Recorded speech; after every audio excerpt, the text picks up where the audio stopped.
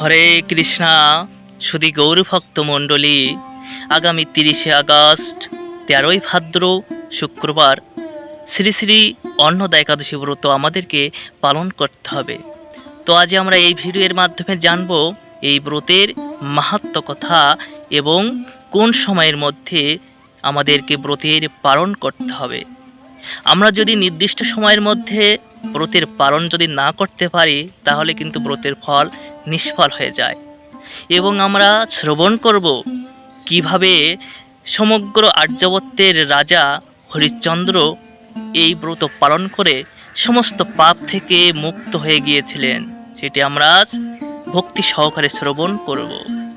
এবং রাজা যুধিষ্ঠির মহাশয় ভগবান শ্রীকৃষ্ণকে প্রশ্ন করেছিলেন যে, হে মাধব, ভাদ্র মাসের কৃষ্ণপক্ষিয়া যে একাদশী রয়েছে এই একাদশীর নাম কি এবং এই ব্রতের মাহাত্ম্য কথা কি এবং এই ব্রত পালন করলে কি ভক্তি লাভ হয়ে থাকে সে বিষয়ে সবিস্তারে বলে আমাকে ধন্য কৃতার্থ করুন।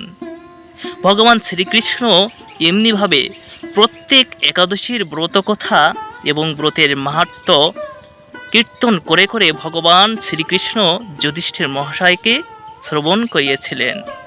তাই আজ আমরা এই অন্নদা একাদশী ব্রতের মাহাত্ম্য কথা শ্রবণ করব। সমস্ত ব্রতের মাহাত্ম্য কথা শ্রবণ করা সমস্ত পাপ থেকে আমাদেরকে মুক্ত করে দিবে। তাই আজ আমরা সেটি শ্রবণ করব।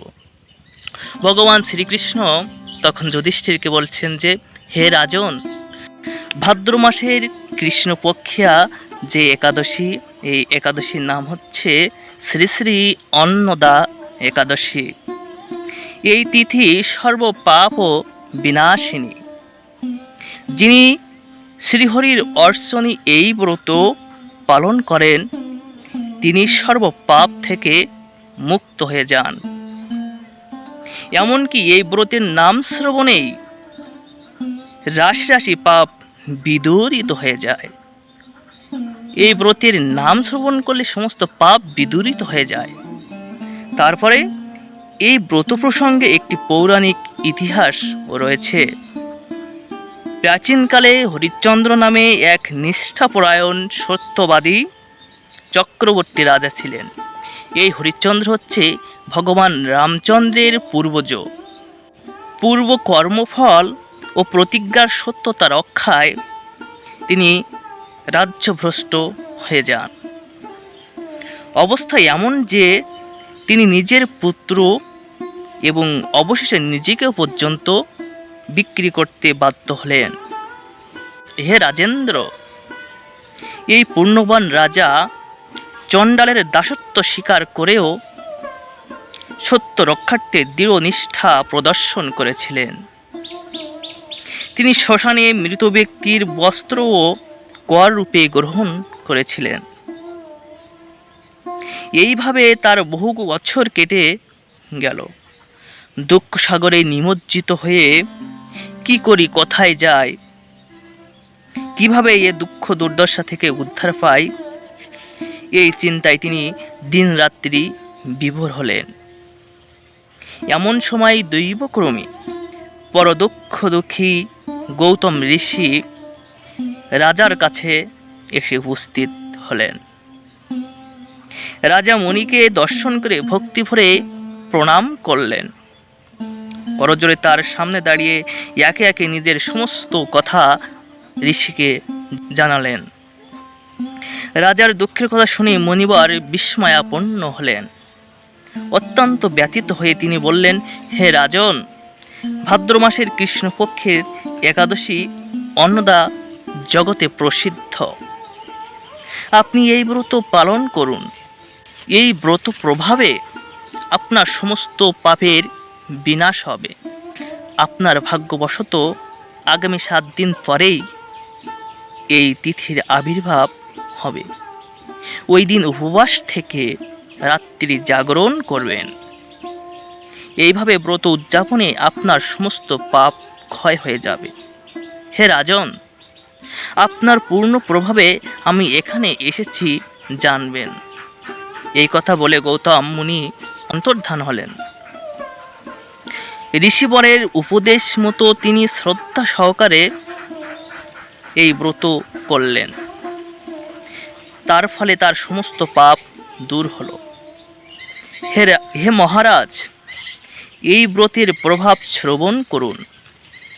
যথাবিধি এই ব্রত পালনে বহু বছরের দুঃখ ভোগের অবসান হয়। ব্রতের প্রভাবে রাজা হরিশ্চন্দ্রের সমস্ত দুঃখ সমাপ্ত হল। পুনরায় তিনি স্ত্রীকে ফিরে পেলেন এবং তার মৃত পুত্র জীবিত হয়ে গেল। আকাশ থেকে দেবগণ দুন্দুবি বাদ্য পুষ্প বর্ষণ করতে লাগলেন। নিষ্কণ্ঠক রাজ্যসুখ ভোগ করে অবশেষে আত্মীয় স্বজন ও নগরবাসী সহ স্বর্গে গমন করলেন।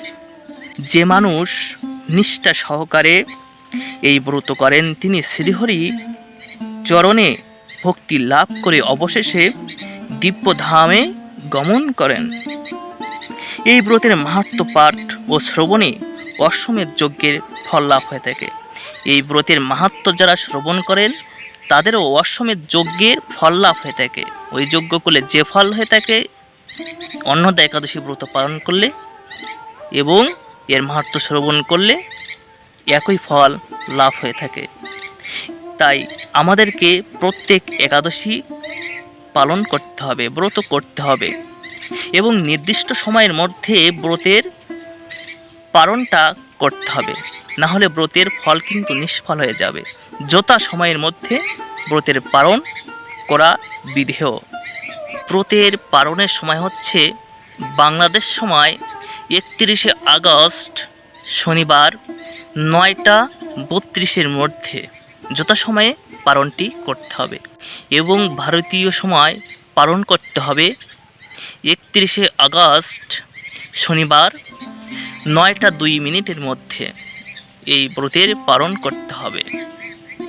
ব্রতের পালন যথাসময়ে অবশ্যই আমাদের করণীয়।